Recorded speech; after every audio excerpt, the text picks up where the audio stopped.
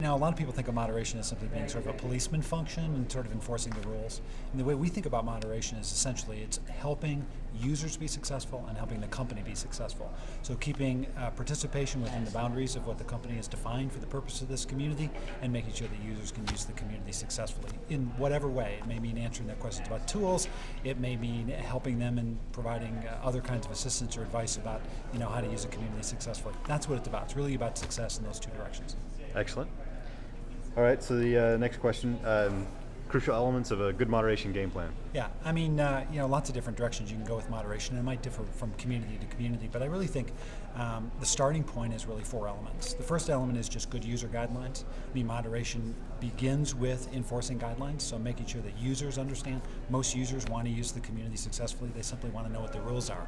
Making those rules clear, I think, eliminates a lot of the issues that moderators might have. Second thing is moderation policies, right? If you have do's or don'ts for users, you need to know what happens when a user does something that they're not supposed to do. I think moderation can be very, very efficient if you anticipate those 4 out of 5 things that are going to happen again and again and again and again. So, we have very large communities that have very small moderation teams. That's why we figure out what those 4 out of 5 things and we define those successfully. The third thing is just make sure that your software has tools for moderation. Basic things like, can I tell what's been read by a moderator or not?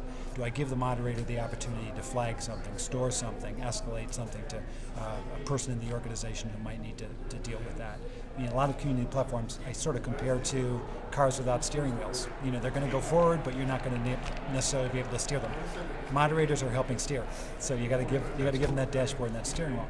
And I guess the last thing is there are other features that might be important too, like filters, for example. So to the extent that you can automate anything, provide a dashboard for those moderators so that they're not necessarily having to see everything constantly all the time, that they can have alerts, they can have notifications, they can have other things that simply help them do their jobs. I think those 4 things are really a good starting point for moderation. Perfect. All right, so then the last question, what's the one thing you want people to know about moderation generally in any context that you find yourself saying over and over again?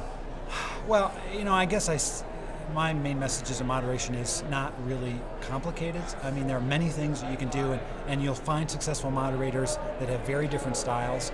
But I think there really are 4 things that you need to do as a moderator, and that if you get those 4 things right, you're going to eliminate a vast number of the problems many companies have. And the first thing is always moderate to the guidelines. So a moderator should never be saying, I think, I feel, it's my interpretation. Moderators should always be able to say, I'm simply applying the rules that apply to all users, and I'm applying them to you. Second thing is, and I describe it 2 different ways, be twice as nice as you are in real life, sometimes 3 times as nice is good too. Another way to think about that is never rise to the bait. So never meet a user at that emotional pitch that they're at, always come in a positive and constructive way, and very often those users that are angry will come back and apologize to you. Third thing that I think is important in moderation is never warn users publicly, always warn them privately. So I always say you started with one problem if you have a moderation issue, and if you warn a user publicly, you now have 2 problems.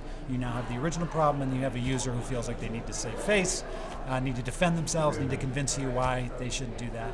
There's no need to embarrass users in most instances.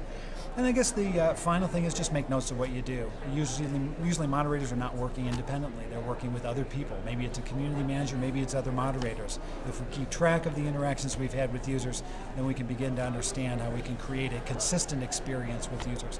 Last thing you want is for someone to say, Joe told me this was okay, but Bill told me if I do it again, I'll be banned. And I think really those 4 things are the starting point. If you get those 4 things right, and many, many other things are possible. If you get those wrong, you will be in an endless cycle, I think, of solving those problems that actually you created, users did.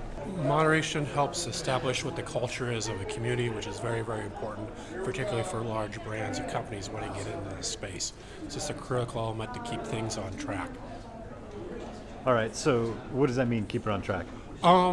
I mean, besides the obvious of like spamming, pornography, and nasty words, what we see a lot and people don't anticipate are walled communities, where you get established users and they basically set up walls and they beat down any new user coming in there. They basically take and run with their own agenda, which might be the company's agenda, and it can really stifle site growth. Gotcha. All right, cool. And when you're putting together a game plan, and I'm assuming there's a game plan that goes into any good moderation project. Yes. What are the elements of such a game plan? Again, going back to we understand what the ambience and culture is for the client. We then go through about 5 pages of questions. What are the rules and engagements? What do you want talked about? What don't you want talked about? So like we moderate the like Sopranos on 3 different bulletin boards, and there's different rules for how people want to deal with the content on each of those. Gotcha. All right. How often do you see moderators that work for you guys actually engaging in the community, or do they take a fairly hands-off approach, or do you see them? It depends on what the client. Typically, if a client, most of our work is sweeping through and looking at content. If the client wants us to, we can do social hosting. But at that point, we're identified as being paid by the site to do that. And we have some clients that do, but vast majority of it is we're looking at the content and we're not actually interacting at that point. Gotcha. All right. We're sensitive about that. And our last question, what's the one thing you want people to know about doing moderation right that you don't feel like gets talked about enough? Is planning. People come to us at the last minute when they sit together and they put their community strategies together. All of a sudden, usually the legal department at the last minute says, oh, by the way.